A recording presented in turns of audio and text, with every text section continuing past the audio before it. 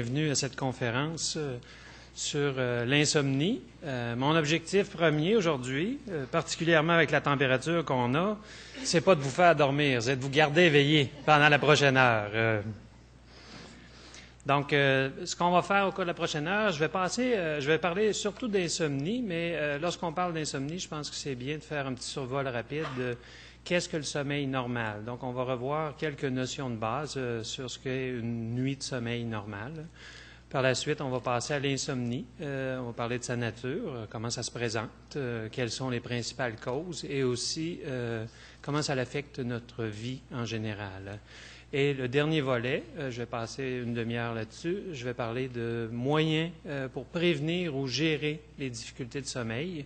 Je vais surtout parler de moyens concrets, pratiques, sans médicaments, mais je pense que c'est important également de connaître quels sont les bienfaits et les limites des médicaments qui sont fréquemment utilisés pour contrer des problèmes de sommeil. Et à la fin, nous aurons une période de questions d'environ une quinzaine de minutes. Si en cours de route, il y a une question de précision sur un point bien particulier, n'hésitez pas à m'interrompre et ça me fera plaisir d'ajouter le détail nécessaire. Si par contre, c'est quelque chose que je pense qu'il serait mieux adressé à la fin, mais je vous le dirai aussi. Alors, je vais commencer en passant en revue quelques mythes au sujet du sommeil. Et il y en a plusieurs mythes que je vais essayer de corriger au cours de cette conférence. La première, c'est la fameuse règle d'or du 8 heures de sommeil pour tout le monde. On verra que ce n'est pas nécessairement le cas qui s'applique à tout le monde. Une autre croyance erronée est celle que le sommeil avant minuit est de meilleure qualité. On reviendra tout à l'heure là-dessus. Je ne vous donnerai pas les réponses tout de suite.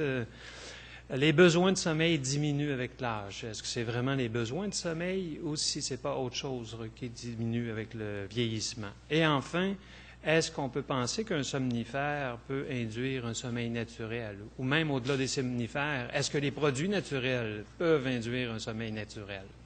Donc, en cours de conférence, je vais essayer de répondre à quelques-unes de ces questions-là. Mais d'abord, je vais vous décrire brièvement à quoi ça ressemble une nuit de sommeil typique pour une personne qui n'a pas de problème de sommeil, qui ne prend pas de médicaments, qui a un horaire de sommeil qui est relativement stable. Et j'ajouterais aussi qui n'est pas encore dans ce qu'on pourrait considérer en période de vieillissement, disons passé la cinquantaine, la soixantaine, parce que tous ces facteurs-là que je viens de mentionner vont affecter et la qualité et la durée du sommeil. Donc ici, on a le nombre d'heures d'une nuit de sommeil typique et ici, on a les différents stades de sommeil. Lorsqu'on parle de sommeil, ce n'est pas on dort ou on ne dort pas. Lorsqu'on dort, il y a plusieurs stades de sommeil. En fait, il y en a 5 stades qu'on voit ici. Donc ça, c'est le début de la nuit. Cette personne-ci prend à peu près une vingtaine de minutes à s'endormir. Donc, lorsque la ligne descend ici, on vient de tomber endormi. On passe d'abord par un stade de sommeil 1, qui est un sommeil très léger. Ça fait le pont entre l'éveil et un sommeil un peu plus profond, qu'on définit par un stade 2. Et en stade 1, il y a à peu près 50% des gens qui vont rapporter être éveillés, même si les ondes de leur cerveau nous disent qu'elles sont effectivement endormies. En stade 2, c'est beaucoup moins probable, parce que le sommeil déjà commence à être un peu plus profond. Par la suite, on passe en stade 3, en stade 4, et ce sont ici les stades de sommeil les plus profonds qu'on obtiendra au cours de la nuit. On remonte graduellement à la surface à peu près 1h30 après s'être endormi. On passe en stade 3, en stade 2, et ici, première période de sommeil dite paradoxale, ou encore sommeil de rêve. En anglais, on parle de Rapid Eye Movement Sleep ou de REM Sleep. Pourquoi on appelle ça sommeil paradoxal en français? C'est essentiellement pendant cette période-là, c'est la période pendant laquelle on rêve. Donc, notre cerveau est en quelque sorte hyperactif en sommeil paradoxal, mais notre corps est complètement paralysé. On ne peut pas bouger. C'est ce qui explique pourquoi on se sent souvent pris dans toutes sortes de situations qu'on ne peut pas échapper en sommeil paradoxal. Donc, ici, ça complète un premier cycle de sommeil REM, non-REM, et on répète ces cycles-là, comme vous le voyez, à intervalles très réguliers de 90 à 120 minutes au cours de la nuit, à 4, 5 ou 6 reprises. Ce qu'on note, c'est que le sommeil profond se produit dans le premier tiers de la nuit, alors que le sommeil de rêve est plus prédominant dans la deuxième moitié de la nuit. Ah, il y en a qui vont dire, bon, ben, c'est pour ça qu'on sait que le sommeil avant minuit est de meilleure qualité. Mais ce qu'on sait également, c'est qu'on aille se coucher à 10 heures, à 11 heures, à minuit, on commencera toujours notre nuit de sommeil avec ce sommeil profond. Donc, on n'a pas à s'inquiéter s'il est 10 heures, s'il est 11 heures et qu'on n'a pas encore réussi à s'endormir. On passera de toute façon par ces stades de sommeil profond au début de la nuit, jusqu'à une certaine limite. Si on va se coucher à 4 heures du matin ou à 5 heures du matin, à ce moment-là, notre système est beaucoup plus en préparation pour du sommeil de rêve, du sommeil paradoxal. Donc, la période de sommeil profond, sommeil lent, va être écourtée à ce moment-là. Mais à part ça, on passe par toutes ces étapes de sommeil-là. Et on ne peut pas simplement avoir du sommeil léger. On a habituellement du sommeil profond, mais la quantité va varier également avec le vieillissement, comme on le voit sur la prochaine diapositive ici. L'âge ou le vieillissement, c'est vraiment le facteur le plus important qui affecte et la qualité et la durée du sommeil. Donc, ce qu'on voit ici, c'est les différents stades de sommeil. On le voit difficilement, mais c'est de couleurs différentes. Donc, on a les stades 3 et 4 ici, les stades 2, sommeil paradoxal, stade 1. Et ici, on a là les différents groupes d'âge. Et ce qu'on remarque, le plus gros changement dans le sommeil en vieillissant, c'est une diminution des stades 3 et 4. Et on vient de dire que c'est le sommeil le plus profond. C'est le sommeil à partir duquel c'est le plus difficile de se réveiller. Donc, si on a un appel téléphonique en début de nuit, qu'on est en stade 3 et 4, ça va être plus difficile de l'entendre que si on est en tout début de nuit ou même vers la fin de la nuit. Donc, les stades 3 et 4 diminuent en vieillissant. Et en parallèle, il y a une augmentation du stade 1. Donc, on passe plus de temps en sommeil léger. Et c'est ce qui explique en partie, je dis bien en partie, le fait que les plaintes d'insomnie ou de mal dormir sont plus fréquentes en vieillissant. Mais ça ne se produit pas, ces changements-là, à 65 ans, parce qu'on prend notre retraite. On peut voir que c'est quelque chose qui est très, très graduel.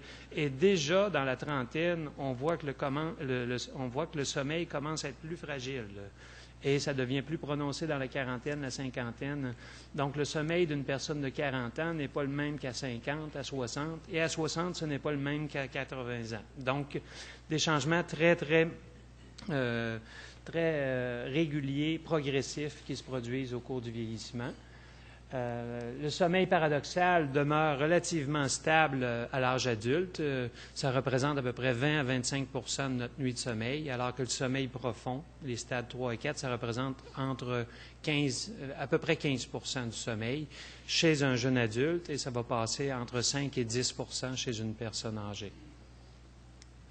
Sommeil paradoxal, je dis 20 à 25 mais chez un nouveau-né, c'est 50 de son temps qui est passé en sommeil paradoxal, en sommeil de rêve. Donc, il y a une étroite relation entre la maturation physiologique du cerveau et la quantité de temps qu'on passe dans ce type de sommeil-là. Et en vieillissant aussi, les personnes qui vieillissent en santé, neurologiquement parlant, vont préserver tous ces différents stades de sommeil-là. Mais les personnes qui développent certaines maladies d'ordre neurologique, comme les démences de type Alzheimer ou autres, vont perdre de leur sommeil paradoxal en vieillissant et vont même perdre beaucoup de leurs stades 3 et 4, à un tel point que le sommeil chez ces personnes-là, surtout dans la phase avancée de la maladie d'Alzheimer, le sommeil devient complètement désorganisé et ces gens-là peuvent dormir aussi bien le jour que la nuit. En fait, il y a une étude qui a démontré que il n'y avait pas une heure de la nuit qui était composée uniquement de sommeil chez ces personnes-là. Il y avait toujours de l'éveil qui venait s'introduire à chaque heure de la nuit. Et de la même façon, le jour, il n'y avait aucune heure de la journée qui était composée uniquement d'éveil. Il y avait toujours du sommeil qui venait s'introduire pendant ces périodes-là. Donc, le sommeil chez ces personnes-là est extrêmement perturbé.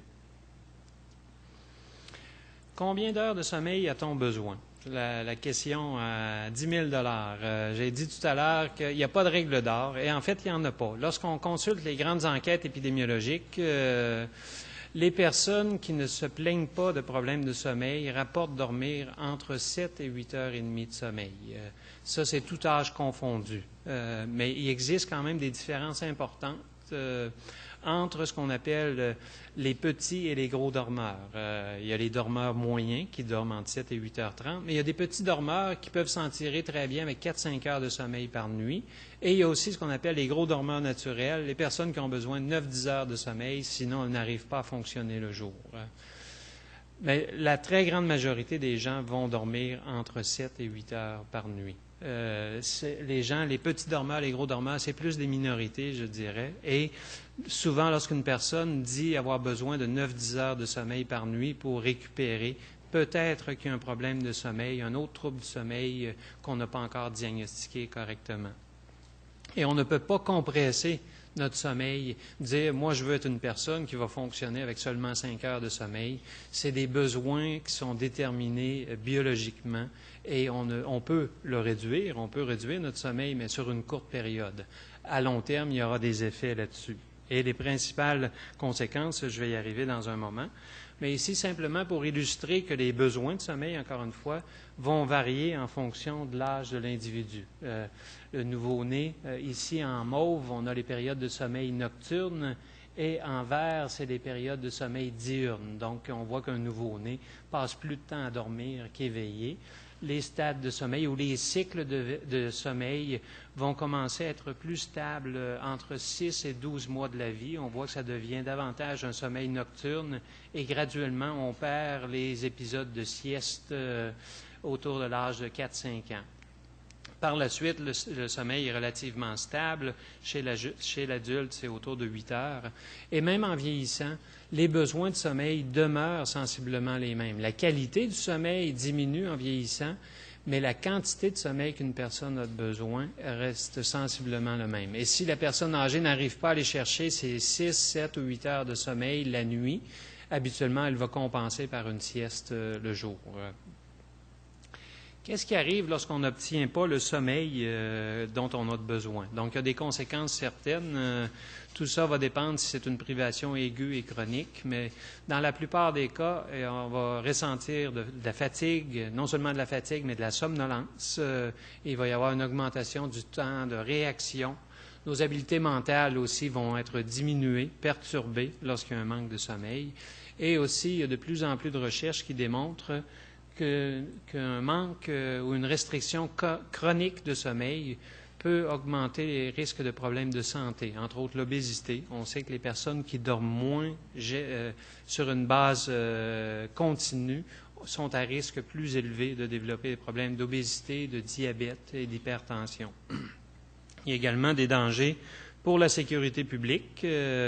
Donc, la personne qui n'obtient pas la quantité de sommeil nécessaire la nuit, elle va être à risque plus élevé pour être impliquée dans des accidents de la route le jour. Et il y a une étude en laboratoire qui a été faite aux États-Unis il y a quelques années qui a démontré, évaluait la performance des individus en fonction du nombre d'heures d'éveil. Et on peut voir la ligne rouge ici indique que la performance sur une tâche cognitive qui demande de l'attention, de la concentration, elle demeure relativement bonne jusqu'à environ 18 heures d'éveil. Ça veut dire que la personne qui se lève à 6 heures le matin peut fonctionner relativement bien sur cette tâche-là jusqu'à minuit, le soir suivant.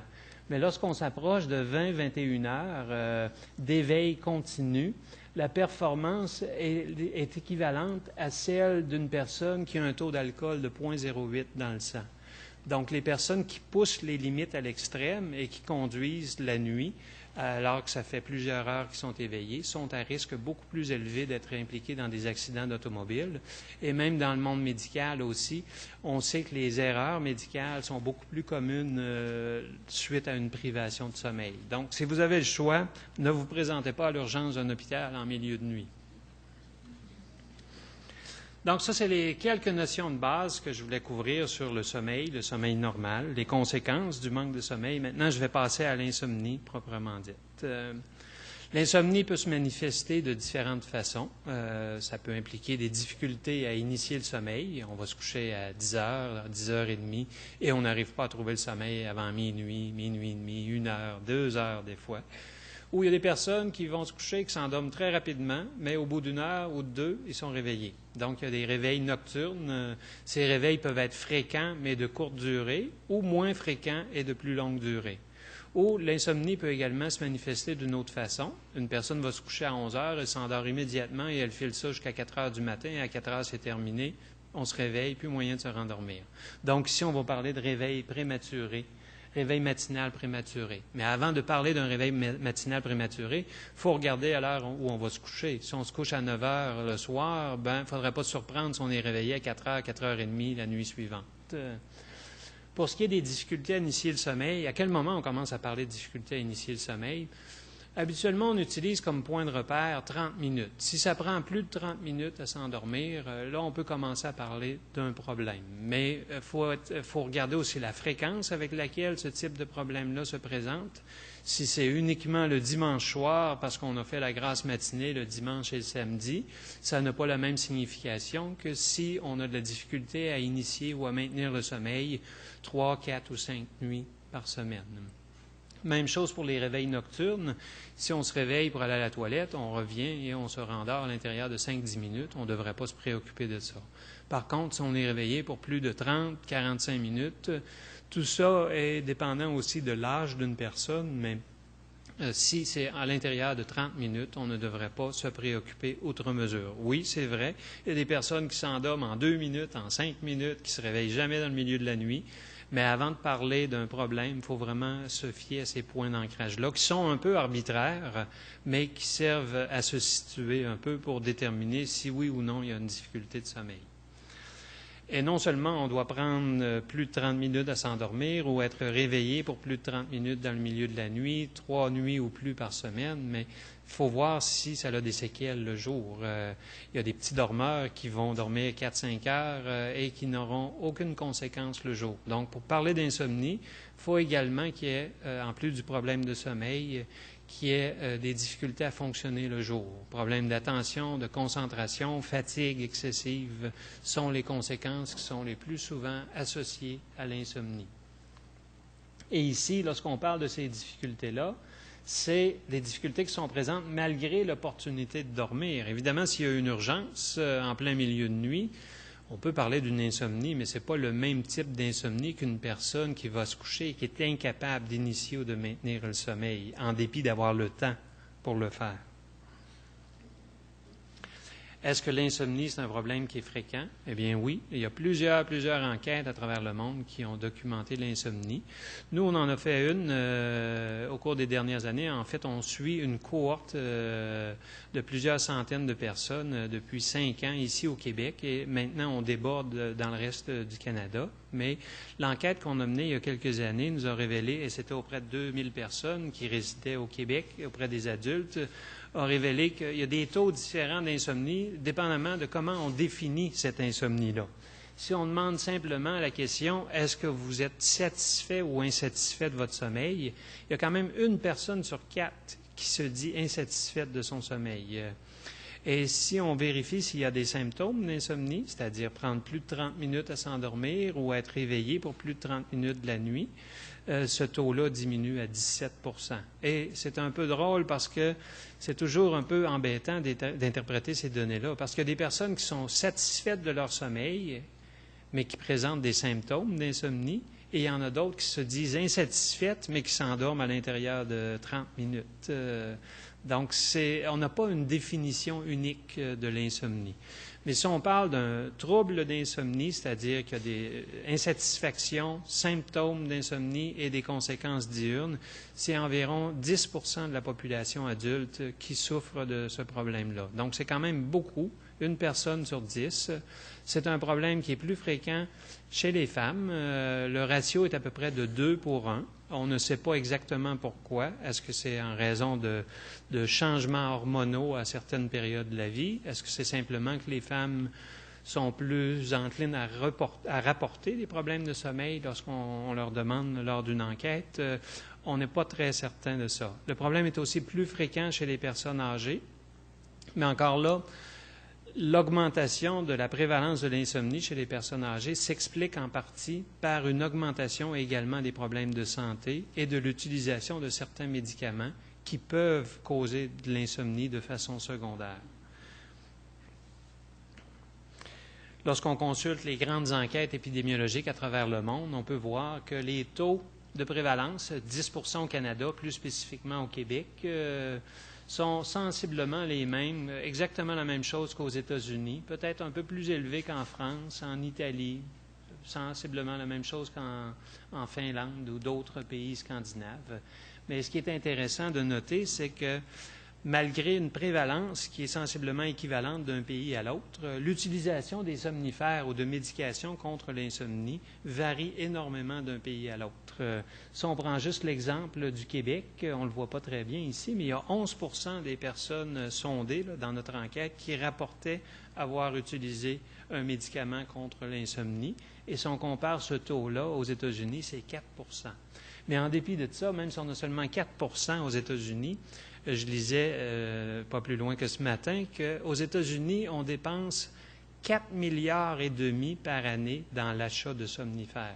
4 milliards et demi. Et il y a une compagnie pharmaceutique, entre autres, qui dépense 200 millions de dollars par année pour faire de la publicité. Parce qu'aux États-Unis, on a le droit de faire de la publicité directement auprès des consommateurs.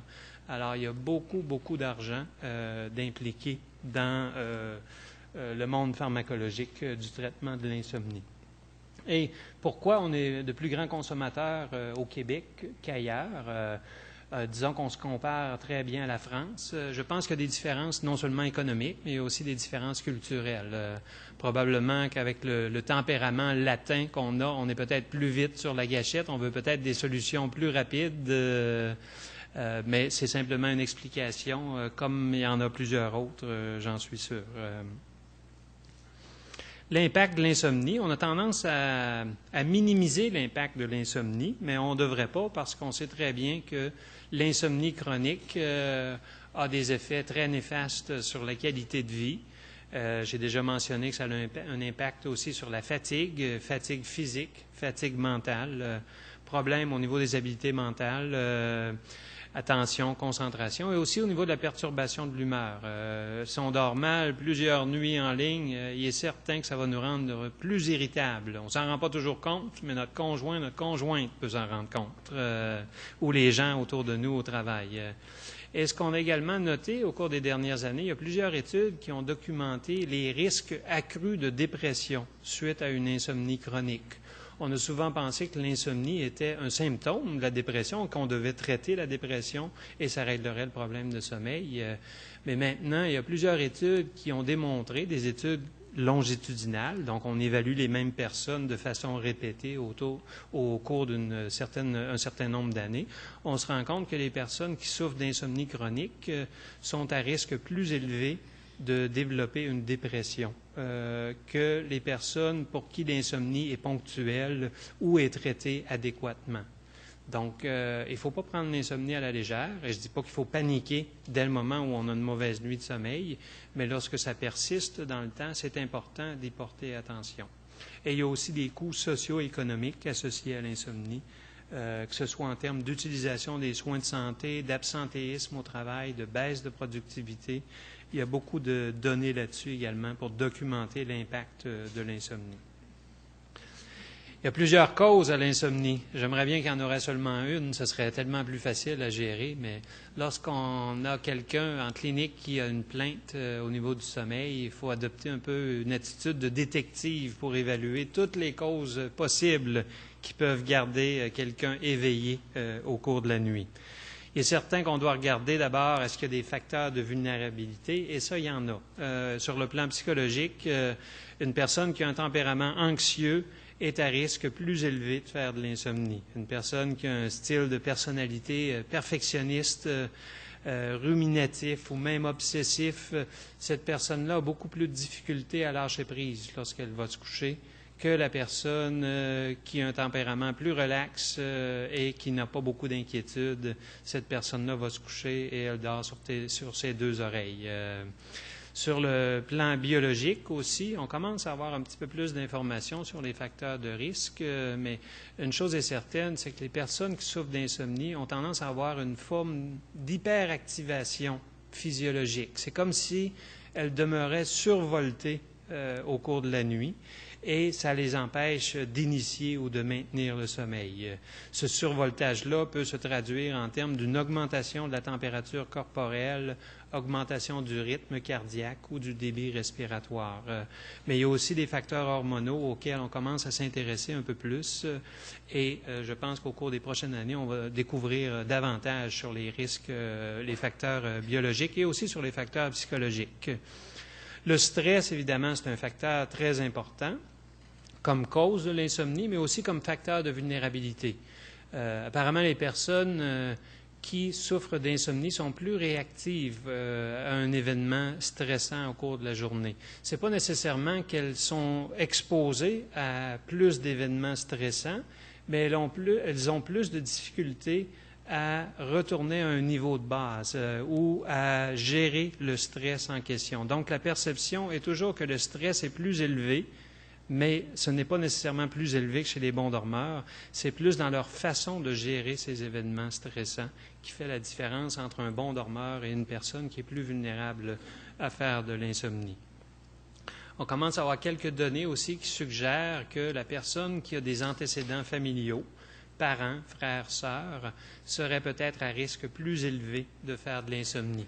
Est-ce que c'est un gène ou bien si c'est simplement de mauvaises habitudes qui sont apprises des parents, ça reste à déterminer. Pour ce qui est des grandes causes, évidemment, même si l'insomnie peut engendrer de la dépression à long terme, l'inverse peut aussi être vrai. Une personne qui est en dépression, presque à coup sûr, va également avoir des difficultés de sommeil. La personne qui souffre d'un trouble anxieux va souffrir très, très fréquemment d'insomnie. Et en situation de stress, les personnes qui sont vulnérables au départ vont également faire plus d'insomnie. Mais les personnes qui sont peu vulnérables, il y en a même qui vont mieux dormir en période de stress ou qui vont être complètement capables de mettre ça de côté lorsqu'ils vont se coucher sans avoir aucun problème de sommeil. Les facteurs environnementaux qu'on ne doit pas négliger également. Et enfin, il y a d'autres troubles du sommeil. Même si le problème qui se présente en surface est un problème d'insomnie, il est possible qu'il y ait un autre problème sous-jacent. Entre autres, on pense aux impatiences musculaires dans les jambes, les personnes qui ont ce qu'on appelle aussi le syndrome des jambes sans repos. C'est comme s'il y avait un fourmillement dans les mollets, surtout le soir, avant d'aller se coucher, et à tel point que dans certains cas, ça peut empêcher une personne de s'endormir. La seule façon de résoudre ce problème-là, c'est de bouger les jambes. Donc, il y a une urgence de bouger pour se débarrasser de ce symptôme-là. Les problèmes d'apnée, c'est des problèmes de respiration pendant le sommeil. Habituellement, ça se traduit davantage par une somnolence excessive le jour plutôt que par de l'insomnie nocturne. Sur le plan médical, il est clair que de la douleur, presque à coup sûr, risque d'engendrer de l'insomnie, que ce soit douleur lombaire, fibromyalgie. Habituellement, ça va être associé à des difficultés de sommeil. Une façon de voir l'évolution de l'insomnie, je pense que ce graphique-ci l'illustre assez bien. J'ai déjà parlé de facteurs de vulnérabilité ou prédisposants. Donc, si on a ces facteurs-là et qu'on est soumis à un événement de vie important, ça peut précipiter l'insomnie et nous amener au-dessus de ce seuil. Et dans la plupart des cas, les personnes vont retrouver un sommeil normal. Donc, si elles ont vécu une séparation ou s'il y a eu un décès, c'est certain que ça va engendrer des problèmes de sommeil sur une base temporaire, mais habituellement, les gens vont retrouver éventuellement un sommeil quasi normal. Sauf que pour un petit groupe de gens, peut-être les personnes qui sont plus vulnérables, plus à risque au départ, c'est comme si l'insomnie continuait à long terme, même si l'élément précipitant était complètement disparu. Donc, c'est comme si l'insomnie développait sa propre vie. Et c'est ici qu'on voit qu'il y a d'autres facteurs qui prennent la relève. Donc, c'est des facteurs qu'on dit d'entretien, des facteurs qui vont perpétuer les problèmes de sommeil. Et lorsqu'on parle de modifier ses modes de vie, modifier ses habitudes et horaires de sommeil, c'est surtout ici qu'on va s'attarder, c'est-à-dire de modifier ces facteurs qui contribuent à perpétuer les difficultés de sommeil dans le temps. Eh bien, c'est quoi ces facteurs-là? D'abord, on peut regarder au niveau des habitudes, de mauvaises habitudes de sommeil, passer trop de temps au lit, avoir un horaire de sommeil irrégulier, faire la sieste le jour. Oui, des fois, ça peut être utile, mais ça peut nous jouer des tours aussi. Ce qu'on appelle également des activités incompatibles avec le sommeil. Je vais aller un peu plus en détail dans un moment. Ça, c'est au niveau plus des habitudes, mais aussi au niveau des croyances et des attitudes. Les personnes qui entretiennent des attentes irréalistes sur ce que devrait être une bonne nuit de sommeil. Je dois absolument avoir 8 heures de sommeil, sinon je n'arriverai pas à fonctionner demain.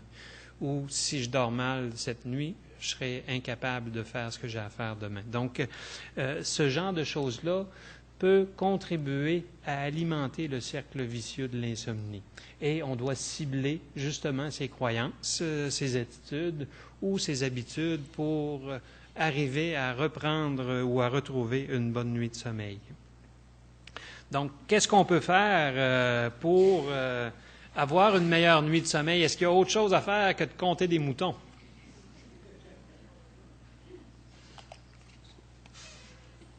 En fait, ça peut être utile de compter des moutons. Si on peut se trouver une activité qui est extrêmement monotone lorsqu'on est dans notre lit, qu'on n'arrive pas à dormir, ça peut nous aider à induire le sommeil. Il y a différentes options de traitement. Les produits sans ordonnance. Ici, on parle de produits comme le Nitol, le Sominex, l'Unisson. C'est des produits qui sont disponibles en vente libre. Et l'ingrédient actif de ces produits-là, c'est un antihistamine. Lorsqu'on prend un antihistamine contre la grippe, on sait que ça produit de la somnolence. Donc, on les a mis, on en fait la publicité aussi pour traiter des problèmes de sommeil.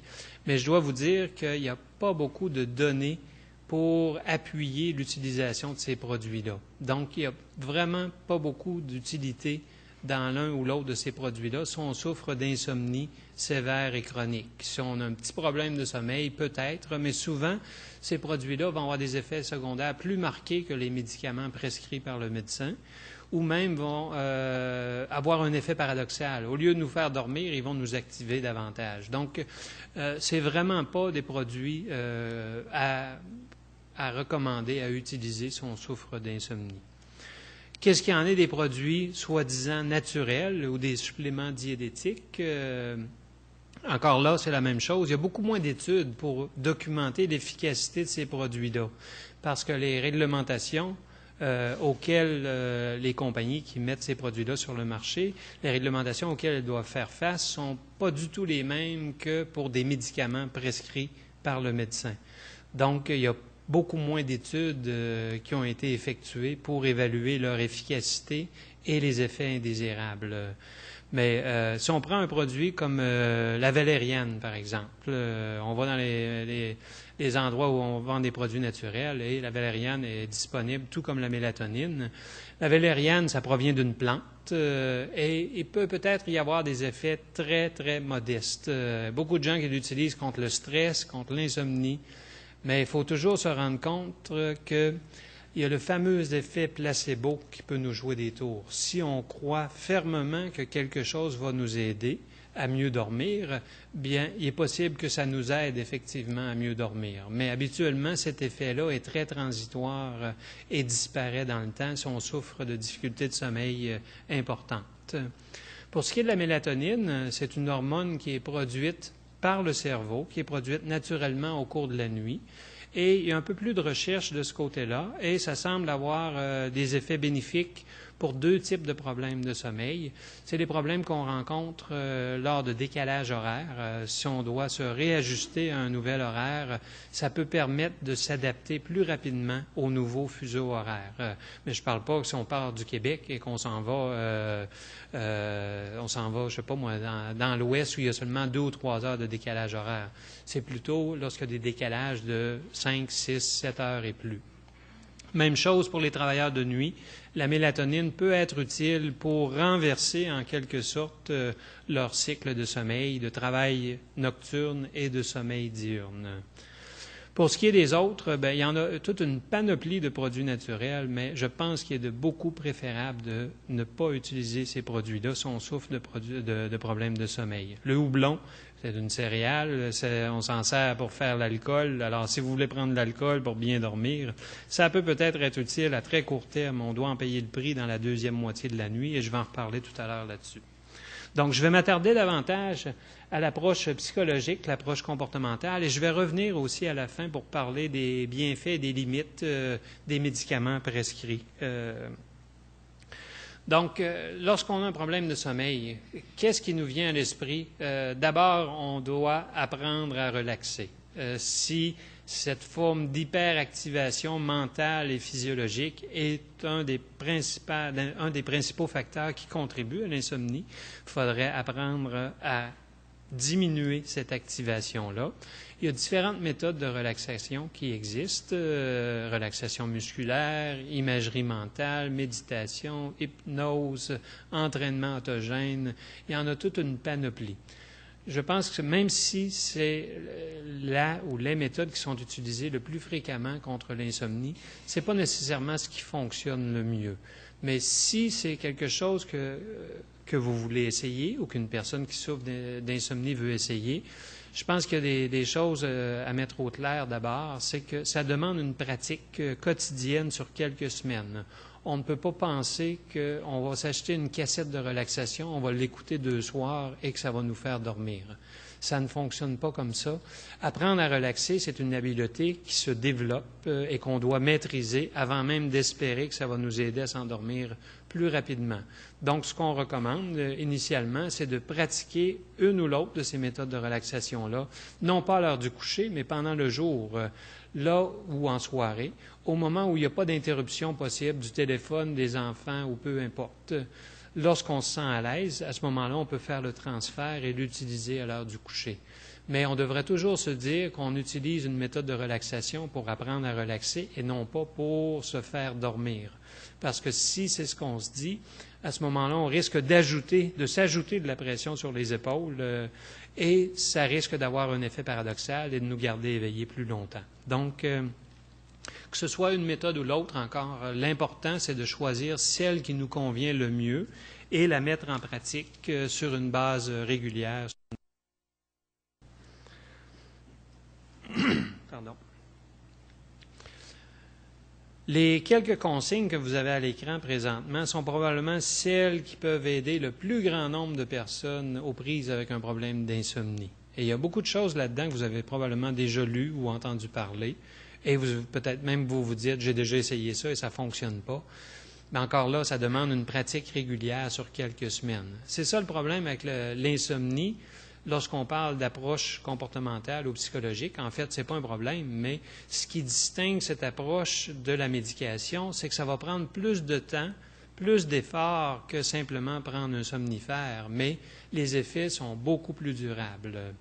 Donc, qu'est-ce que vous pouvez faire dans un premier temps si vous avez un problème de sommeil? Ce que les gens font habituellement, c'est qu'ils vont passer plus de temps au lit pour compenser pour une mauvaise nuit de sommeil, alors qu'on devrait faire complètement l'inverse.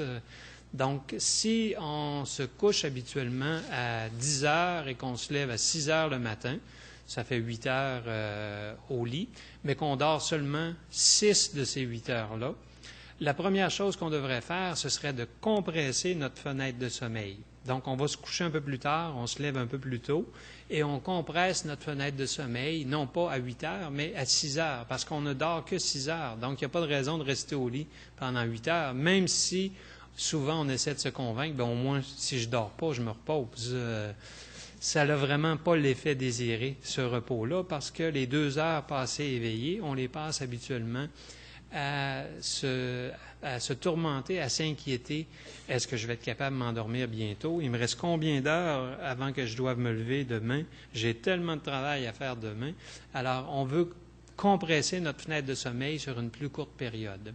On fait ça pour une semaine ou 2, et par la suite, on peut augmenter notre fenêtre de sommeil. Si vraiment notre sommeil s'est consolidé à ces 6 heures-là, et sur 6 heures, si on en dort 5 heures et demie ou quelque chose du genre, bien là, on peut graduellement augmenter à la fenêtre de sommeil jusqu'à ce qu'on ait atteint une durée optimale de sommeil. Et cette durée-là ne sera pas nécessairement 8 heures pour tout le monde, comme je l'ai mentionné tout à l'heure. Pourquoi ça fonctionne? Lorsqu'on propose ça aux gens, ils nous regardent de travers un peu et se demandent, oui, ben, je viens de consulter pour un problème d'insomnie, ils me demandent de passer moins de temps au lit. Bien, ça fonctionne pour 2 raisons. Premièrement, on se trouve à créer une petite privation de sommeil. Et je dis bien une privation modeste parce qu'en fin de compte, on ne coupe pas habituellement sur le nombre d'heures de sommeil, mais plutôt sur le nombre d'heures d'éveil passées au lit. Et aussi, ça fonctionne sur le plan psychologique parce que souvent, si une personne retourne à la maison et se dit, au lieu de se dire, ben, qu'est-ce que je vais faire pour m'endormir avant 11 heures ce soir, là, il se demande, mais qu'est-ce que je vais faire pour rester éveillé jusqu'à 1 heure du matin ce soir? Donc, ça a un effet un peu inverse et ça va diminuer leur appréhension ou changer le focus de leur appréhension. Donc, ça, c'est la première chose qu'on peut faire. Mais il y a plein d'autres choses aussi qu'on peut faire pour avoir une meilleure nuit de sommeil. D'abord, on devrait se donner aussi au moins une petite période de décompression avant d'aller au lit. Les gens qui travaillent jusqu'à la toute dernière minute, qui vont se coucher et qui espèrent tout simplement de s'endormir immédiatement, comme on ferme la lumière de la chambre, ça ne fonctionne pas comme ça. Tout comme on se prépare pour partir en voyage, puis on devrait le faire en quelque sorte, à chaque nuit qu'on va se coucher, on doit se préparer. Ça ne demande pas une grosse préparation, ça demande tout simplement une rupture avec ce qu'on a fait pendant la journée, une période pour décompresser. Ça peut être à faire de la lecture, à regarder la télé, ça n'a pas d'importance, mais l'important, c'est de couper au niveau des activités mentales et physiques avant d'aller au lit. Il y a beaucoup de gens qui vont se coucher à 10 heures parce qu'il est 10 heures, mais il n'y a pas vraiment de raison d'aller se coucher si on n'est pas somnolent. Donc, on devrait aller au lit uniquement lorsqu'on est somnolent. Oui, mais il y a des gens qui vont dire, moi, je vais toujours me coucher lorsque je suis somnolent, lorsque je suis fatigué. Et c'est là qu'il faut faire la distinction entre fatigue et somnolence. On peut être exténué sans pour autant être somnolent. Donc, si on veut induire le sommeil rapidement, on devrait aller se coucher seulement lorsqu'on est vraiment somnolent et non seulement fatigué.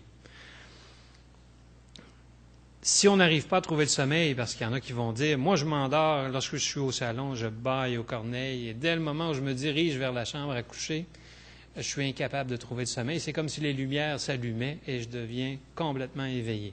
À ce moment-là, on se donne une quinzaine, une vingtaine de minutes, à la limite une trentaine de minutes, et si on n'arrive pas à trouver le sommeil à l'intérieur de cette période-là, on va tout simplement sortir du lit, aller dans une autre pièce, faire quelques activités relaxantes. Ça ne veut pas dire de se mettre sur le tapis roulant et commencer à faire de l'activité physique. Vraiment, là, c'est pour briser ce cycle-là, parce qu'on ne s'en rend pas compte, mais si ça fait une demi-heure, 1 heure qu'on est au lit, qu'on tourne d'un bord et de l'autre, même si on a l'impression qu'on se repose, même si on ne dort pas, on en vient à associer cet environnement-là, la chambre à coucher et l'heure du coucher, avec la frustration de ne pas dormir. Et qu'on le veuille ou non, on est là et on regarde l'heure, on essaie de dormir. Et la pire erreur qu'on puisse faire si on souffre d'insomnie, c'est d'essayer de dormir. C'est vraiment, plus on essaie de dormir, plus on va être réveillé longtemps. Et lorsqu'on demande aux bons dormeurs, qu'est-ce que vous faites, vous, pour trouver le sommeil? Ils nous disent, rien du tout. Et c'est ça qu'il faut apprendre, c'est à se laisser aller sans essayer subtilement de contrôler cette transition entre l'éveil et le sommeil.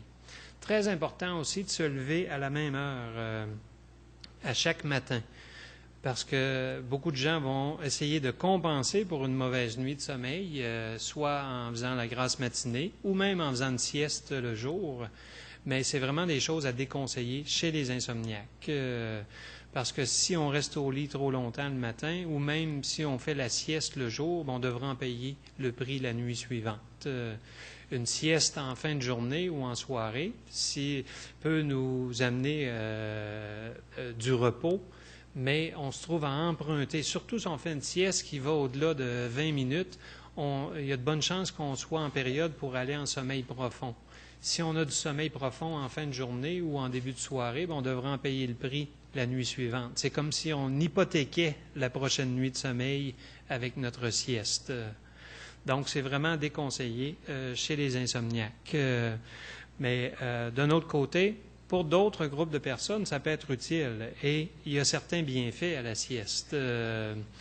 les personnes qui ne souffrent pas d'insomnie, mais plutôt de privation de sommeil, ou même les personnes âgées. On sait que chez les personnes âgées, c'est un peu plus difficile de maintenir un niveau de vigilance pendant toute la période habituelle d'éveil. Et il y a des creux plus prononcés en après-midi ou même en soirée. Alors, une courte sieste en début d'après-midi pourrait être très bénéfique justement pour nous redonner un deuxième souffle et peut-être même pour nous permettre d'aller se coucher un peu plus tard la nuit suivante. Parce qu'en vieillissant, on a tendance non seulement à manger plus tôt, mais à vouloir se coucher un peu plus tôt. Et ça, c'est relié à notre niveau de vigilance qui diminue. Donc, dans ces cas-là, faire une sieste peut être utile, tout comme dans les cas d'autres privations de sommeil, les travailleurs de nuit qui ont beaucoup de difficultés à dormir le jour, ils ne pourront jamais avoir leurs 6, 7 ou 8 heures de sommeil dans un seul épisode, disons entre 8 heures du matin et 4 heures de l'après-midi. Souvent, ça va être un sommeil qui va être brisé en 2 ou 3 épisodes. Dans ces cas-là aussi, la sieste peut être très utile pour assurer une certaine vigilance au cours de la nuit. Je reviens à ma diapo précédente. Important de réserver le lit et la chambre à coucher pour le sommeil. C'est sûr qu'il y a quelques exceptions à l'occasion, mais en général, on ne devrait pas utiliser la chambre à coucher pour faire de la lecture, pour regarder la télé ou même faire de la résolution de problèmes. Lorsqu'on s'engage dans ce type d'activité à répétition, cet environnement-là devient associé avec l'éveil et non pas avec le sommeil. Donc, ça devrait vraiment être réservé pour le sommeil. J'ai mentionné tout à l'heure qu'il y a des personnes qui deviennent comme survoltées ou hyperactives sur le plan mental au moment de l'heure du coucher. Elles vont se coucher et là, elles commencent à reviser tout ce qui s'est passé dans la journée. Elles commencent à planifier ce qui va se produire la journée suivante. Elles s'inquiètent de tout et de rien dans le monde. C'est pas toujours facile de faire le vide et d'arrêter de penser. Si je vous dis, il ne faut pas penser présentement à un éléphant blanc, bien, qu'est-ce qui vous vient à l'esprit à ce moment même? Ça va être un éléphant blanc. Une façon de faire le vide, c'est tout simplement de sortir du lit et d'aller inscrire sur papier qu'est-ce qui nous passe par la tête. Les inquiétudes, planification pour le lendemain, ou même peut-être faire de la résolution de problèmes. Mais l'idée ici, c'est de déconnecter cette période-là de celle de l'heure du coucher. Donc, si on met nos inquiétudes, nos pensées intrusives sur papier, ça va nous aider justement à faire le vide et à retourner se coucher. De préférence, c'est mieux de le faire sur une base régulière et avant même qu'on souffre d'insomnie. Donc, si on le fait dans la soirée, on va pouvoir aller se coucher et se dire, là, j'ai l'esprit libre, je n'ai plus à faire de planification pour le lendemain, tout ça est déjà fait et il y a assez d'heures dans une journée pour le faire le jour. Je n'ai pas à prendre mes heures de nuit ou de sommeil pour faire ce genre de planification ou encore pire, faire de la résolution de problèmes avec le conjoint et la conjointe au lit. C'est vraiment pas l'endroit ni le moment, même si c'est souvent le seul moment où on peut effectivement se retrouver seul. Sur le plan cognitif, il y a une relation très étroite entre pensée, émotion et insomnie. Et ici, j'en illustre quelques exemples. Imaginez, vous êtes complètement éveillé à 2 heures du matin. Et ce qui vous vient à l'esprit, c'est « je dois absolument trouver le sommeil. J'ai tellement de choses à faire demain. » Bien évidemment, si vous dites ça, quelle est l'émotion qui est susceptible de surgir? C'est une forme d'anxiété de performance. Et dès le moment où on parle anxiété ou des émotions négatives en général, c'est incompatible avec le sommeil. Même chose si vous êtes en soirée à la maison et encore une fois, vous pensez au lendemain et vous vous mettez une pression énorme sur vous. Je dois dormir ce soir. On ne peut pas induire le sommeil sur commande. Tout ce qu'on peut faire, c'est d'instaurer des circonstances qui vont être propices au sommeil, mais on ne peut tout simplement pas induire le sommeil sur commande. Donc, il faut aussi adopter des attitudes gagnantes, si vous voulez, garder des attentes réalistes. J'ai parlé tout à l'heure des attentes réalistes concernant le nombre d'heures de sommeil qu'on a besoin, mais aussi sur comment on se sent le matin. Il y a des gens qui vont nécessairement conclure qu'elles ont mal dormi parce qu'elles ne se sentent pas bien ou reposées le matin. Mais dites-vous que même les champions dormeurs ne se sentent pas toujours en superbe forme le matin. Alors, il faut faire attention avant de sauter aux conclusions comme ça. Il faut éviter de blâmer aussi tout ce qui va mal le jour sur le manque de sommeil. Il est clair qu'il y a un lien entre qualité et durée du sommeil et fonctionnement diurne, mais en même temps, il ne faut pas toujours tout blâmer ce qui va mal le jour sur le manque de sommeil parce que ça ajoute une pression indue pour bien dormir, parce que si on dort mal, on ne pourra pas fonctionner le lendemain. Donc, ça fait boule de neige lorsqu'on se parle de cette façon-là. Il faut plutôt se poser la question, est-ce qu'il y a d'autres facteurs dans ma vie présentement qui viennent perturber ma capacité de concentration ou d'effectuer les tâches que je dois faire pendant la journée? Si on s'inquiète d'un enfant qui a des problèmes, d'un collègue de travail avec qui la relation n'est pas très bonne, c'est certain que ça va venir gruger de notre énergie, ça va nous rendre plus fatigués, ça va diminuer notre capacité d'attention et de concentration. Donc, si on ne fonctionne pas bien le jour, ce n'est pas toujours à blâmer sur le manque de sommeil. Et la pire chose à faire aussi, c'est peut-être de dramatiser suite à une mauvaise nuit de sommeil. Oui, ça a des conséquences négatives et je ne veux certainement pas minimiser l'impact de l'insomnie, mais il faut aussi apprendre à faire avec. Si on est plus vulnérable à faire de l'insomnie, bien, il est préférable d'essayer de continuer nos activités parce que si on cesse toute activité jusqu'au moment où on trouve un sommeil soi-disant normal, bien, tout ce que ça fait, ça nous donne plus de temps pour se préoccuper du fait qu'on dort mal. Donc, il faut apprendre à développer une certaine tolérance aux effets de l'insomnie aussi. Et il ne faudrait certainement pas oublier aussi les conseils de base au niveau d'une bonne hygiène de sommeil. Les stimulants tels que la caféine et la nicotine sont à coup sûr des facteurs qui vont perturber le sommeil. Même pour les gens qui disent que ça n'a pas d'impact sur leur sommeil, les études qu'on fait en laboratoire démontrent clairement que le sommeil est plus fragmenté si on boit du café en soirée, si on fume en soirée. Le sommeil est plus, quand je dis plus fragmenté, ça veut dire qu'il y a des périodes de micro-éveils, des périodes d'éveil qui sont tellement courtes que peut-être qu'on ne s'en rappelle pas le lendemain, mais ça vient en quelque sorte fragiliser notre sommeil. Donc, à éviter les stimulants. Et les stimulants ne sont pas... La caféine n'est pas seulement dans le café, mais dans le thé, dans certains chocolats et ainsi de suite, ou boissons douces. L'alcool, je l'ai mentionné tout à l'heure, peut avoir un effet sédatif pour les personnes qui sont tendues et ça peut peut-être aider à s'endormir plus rapidement. Mais il y a un prix à payer pour ça, surtout si c'est de l'alcool pris juste avant l'heure du coucher. On va peut-être s'endormir plus rapidement, mais on devra en payer le prix dans la deuxième moitié de la nuit. Lorsque notre système métabolise l'alcool, il y a un mini-syndrome de sevrage qui se produit. Et souvent, ça l'entraîne un éveil nocturne et même un éveil précoce le matin avec incapacité à retrouver le sommeil par la suite. Évidemment, les facteurs tels que bruit, lumière ou même température excessive. Il n'y a pas de température idéale pour tout le monde, mais il faut surtout éviter que ce soit trop froid ou trop chaud. Et au niveau de l'exercice, il y a plusieurs études qui ont démontré que l'activité aérobique pratiquer sur une base régulière peut nous donner un sommeil plus profond. Mais c'est sûr que ce n'est pas des résultats qu'on va obtenir après une semaine de pratique. Donc, c'est une pratique régulière et le moment où on pratique notre activité physique est aussi important.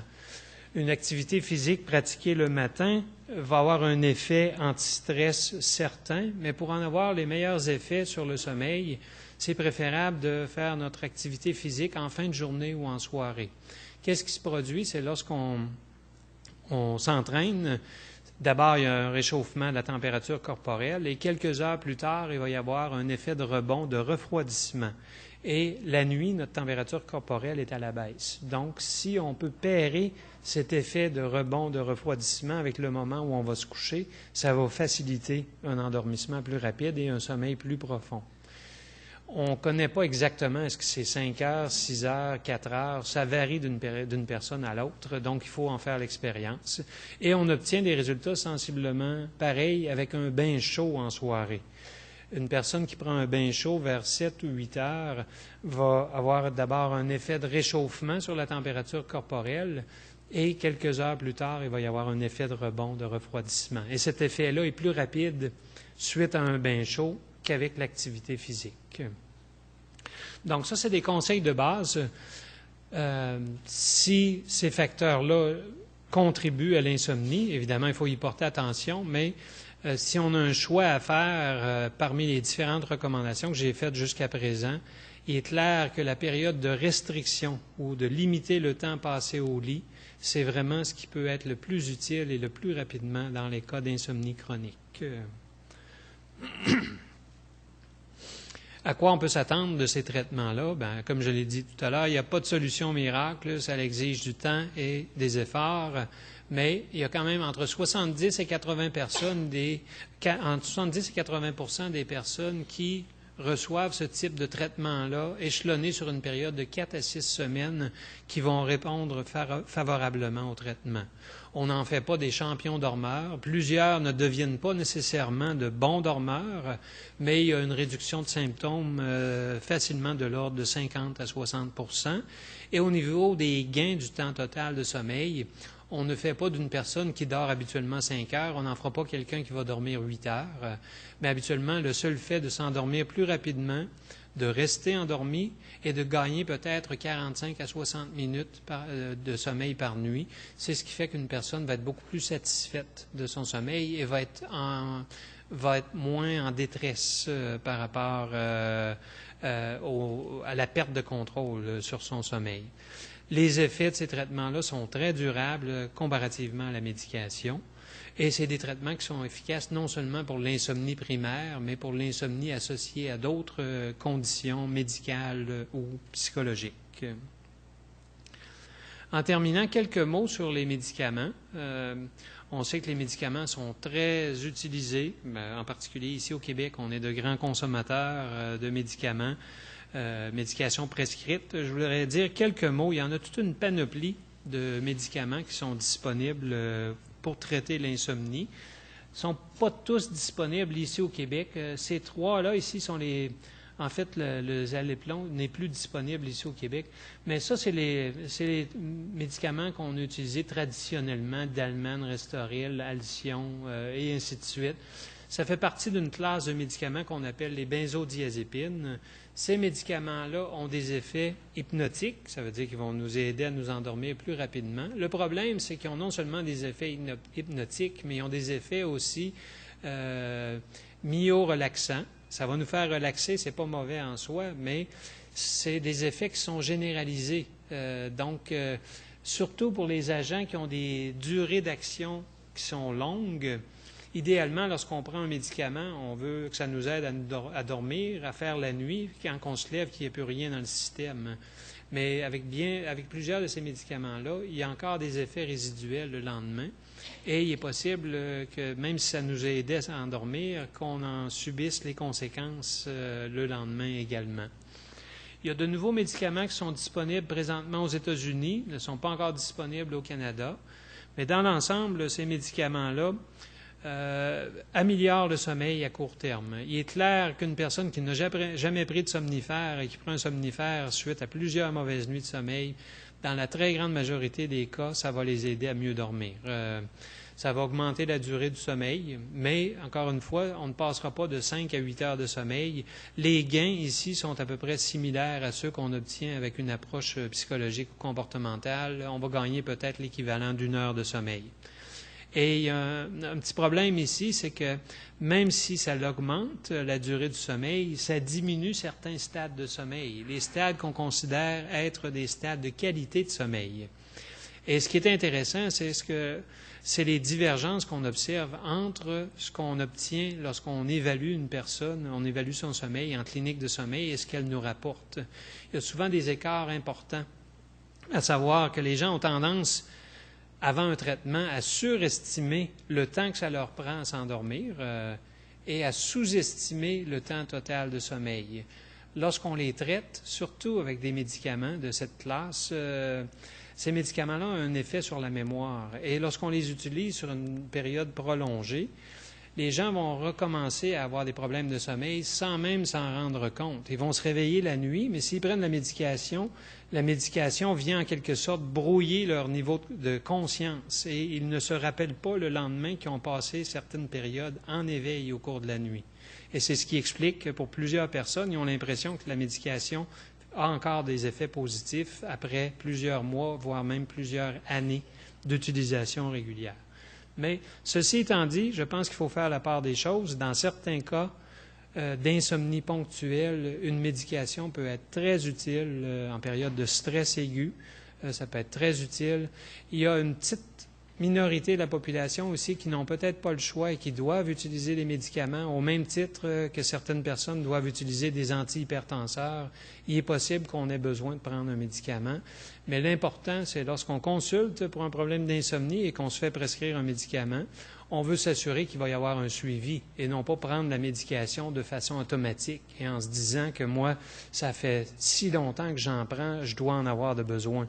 À un moment donné, il faut réévaluer les besoins de la médication et c'est pas parce que ça fait 1 an, 2 ans, 3 ans qu'on en prend qu'on est condamné à en prendre pour le reste de nos jours. Et même si ça fait 2 ou 3 ans qu'on en prend, il est possible de s'en défaire, mais ça prend une certaine structure et un certain support.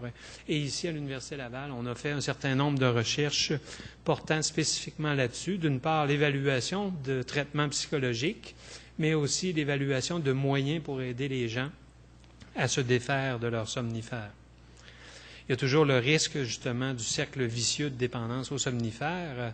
Et si auparavant, on pensait que c'était dû presque uniquement aux molécules qu'on utilisait, aux médicaments, des effets physiologiques, aujourd'hui, on sait qu'il y a aussi une forme de dépendance psychologique qui peut se développer non seulement avec des médicaments prescrits, mais qui peut également se développer avec d'autres types de produits qu'on utilise contre l'insomnie. Si on avait le choix, peut-être qu'on dormirait un peu comme les dauphins le font. Il n'y a seulement qu'une partie de leur cerveau qui dort à la fois. Il n'y a jamais les 2 hémisphères en sommeil en même temps. Donc, je ne sais pas si c'est ça qu'on ferait si on avait le choix, mais tout ça pour dire qu'il y a des variations importantes entre les espèces quant au nombre d'heures de sommeil dont on a besoin. Et en terminant, je voudrais juste mentionner quelques recherches en cours ici à l'Université Laval. Recherche épidémiologique, j'ai déjà mentionné qu'on a une étude longitudinale en cours. D'abord, on l'a fait au Québec. On poursuit le suivi de ces personnes-là, mais on s'étend à la grandeur du Canada. Et on s'intéresse principalement aux facteurs de risque, non seulement à la prévalence de l'insomnie, mais aussi aux facteurs qui augmentent les risques de faire de l'insomnie. On s'intéresse également aux coûts associés à l'insomnie. On a des études qui portent sur les causes et les conséquences de l'insomnie. Et enfin, des études de traitement, des études qui portent sur les traitements psychologiques, mais on participe également à des protocoles qui visent à évaluer de nouveaux médicaments qui arrivent sur le marché. S'il y a des personnes qui sont intéressées, j'ai un numéro de téléphone ici. On profite de toutes les opportunités pour recruter des participants. Et ce n'est pas simplement des cobayes de recherche, on parle vraiment de participants de recherche et il y a toujours un gain à participer à une recherche dans le sens où on acquiert de l'information sur le sommeil, on est soumis à des évaluations gratuites et ça nous permet de mieux comprendre notre problème de sommeil. Je vous remercie beaucoup de votre attention et je vais prendre les 10 dernières minutes pour répondre à vos questions. Merci beaucoup.